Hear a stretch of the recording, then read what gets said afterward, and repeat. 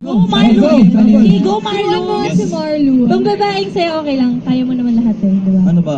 Pang babaeng sa'yo. Oo naman, ako Sige, baba. sige. Ako pa ba? Kaya akong babae. Pagkalalaki. Babae yan dati. Sige, go. Naging tomboy na ako ngayon. Alright, Riva. Si Alora, tungtunga, nakatala sa akin. Marlo, sexy ng legs Okay. mo. Grabe. 1, 2, 3, 4. Ay, isa pa. 5, 6, 7, 8. 1, 2, 3, 4. Halika siya. Yan. Isa pa. 5, 6, 7, 8. 1, 2, 3, 4. Next na sexyhan mo 5, 6. Oh. Awkward.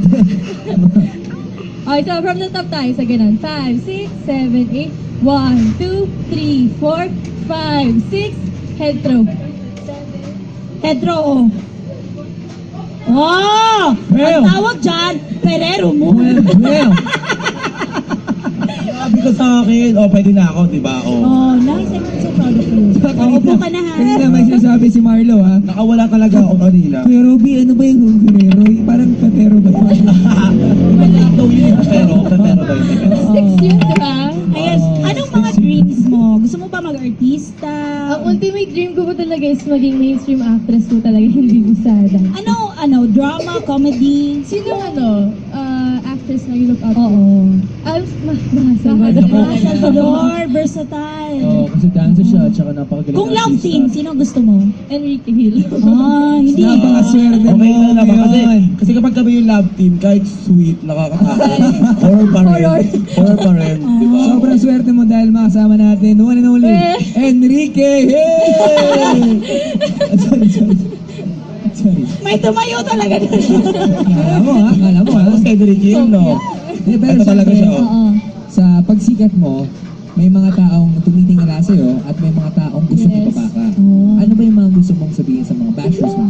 Sa bashers po, Meron ba? gusto ko, the one, Ngayon magkakaroon yung, na. yung po, siya po yun. Ayun, kung meron nun pong bashers, thank you kasi sila po yung nag-motivate sa akin para gawin ko po parang better po yung as a person. Then sa supporters po, lalo na po sa Rivaholics. Thank you. Wow! Rivaholic. Sobrang Congrats thank you to you. lahat po nang nangyayari na to. Lahat na dinededicate ko po sa Anong inyo. pinakamasakit na nakuha mong bash? Yung salita. Oo. Siguro po yung nadadamay na po yung family ko. Kasi ganun po talaga. Bad trip. Akala ko Wala po silang kinalaman, tapos biglang madadamay ako. akala ko may nagsabi, hindi, auto-tune yan. Sumasayo po ako. Kanta pala yun. Pero syempre, let's ask, one piece of advice coming from Marlo. Syempre, Hashtag 5. Ay, grabe. kung paano ba i-handle yung mga bashers? Oh. Wala naman sa akin. Major ka dyan, di ba? Oo, Wala ka bang siyempre. bashers? Oo. Hindi, ang dami kong ambasyo. Wala akong fan eh. Grabe, di ba? Aminado siya. Oo naman, ano nga ba? Oh, anong? Lars, nagkukwento siya, sabi niya, ang ganda ng shoes niya. Ang dami na nag-sponsor sa akin kasi ang dami kong fans. Feeling ko na siyang basher. Uy, grabe ka sa akin ah. Oh, anong advice mo kay Riva? Ano lang, tuloy-tuloy ka lang, tapos huwag mo silang papansinin, tapos ipakita mo kung sino ka, yun lang yun, para sasabihin nila na totoo ka sa sarili mo. Thank you, Marlo. Wow. Galing naman ni Marlo. Love you, Philippines.